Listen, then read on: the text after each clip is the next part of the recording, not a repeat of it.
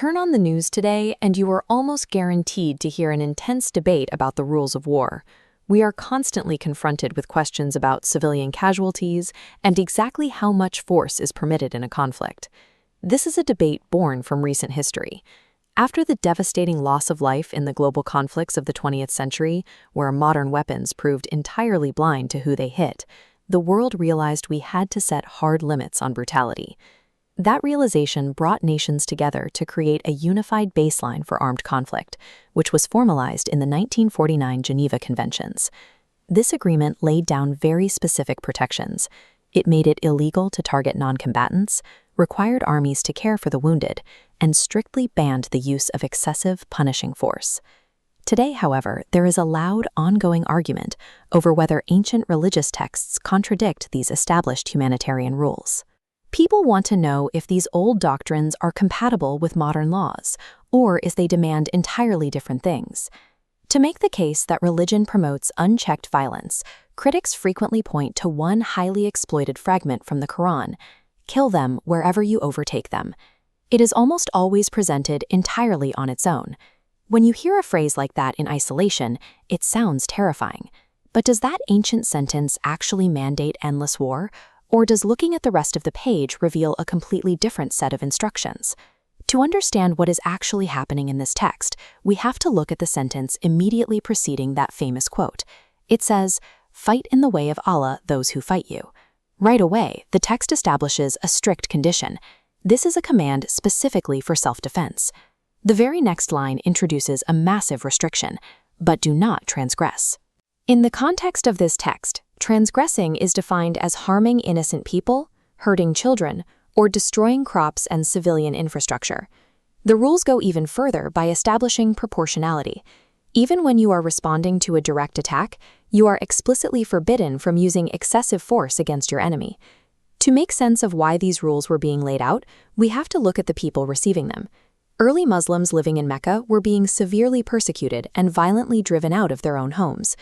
The instruction to overtake them applies specifically to those oppressors who had stolen homes and displaced entire families.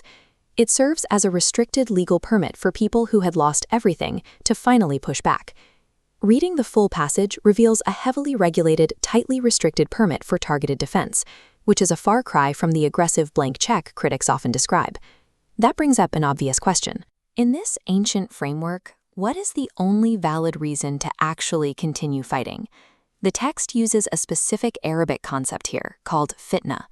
While the word has a few different layers, in this specific context, it translates to severe systemic oppression and persecution. A common myth is that wars in this era were fought strictly to force religious conversion. In reality, the stated goal of fighting against fitna was to restore religious freedom and basic human rights, ensuring the justice of God prevailed for everyone. And the text is incredibly clear on when the conflict has to end. The moment the oppression stops, the fighting must stop immediately. Look at the 1949 Geneva Conventions and these ancient Quranic verses side by side.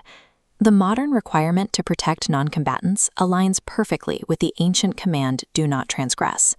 The ban on excessive force directly maps onto the ancient rules of proportionality. The text that is most frequently accused of promoting lawless violence actually serves as an ancient foundational version of the exact humanitarian laws the world agreed to 14 centuries later. But this leaves us with a frustrating reality.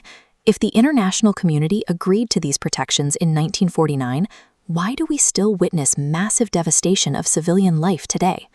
The problem lies in our modern institutions. At the global level, powerful nations can use mechanisms like the veto power to shield themselves or their allies from any real accountability, leaving these protective rules completely unenforced. This is where the ancient text highlights what is missing. It demands something modern paper laws cannot: an unshakable internal moral compass that stays steady even in the chaos of a battlefield. A rulebook for conflict is entirely useless if the people applying it lack the ethical commitment to follow it. True justice requires both parts.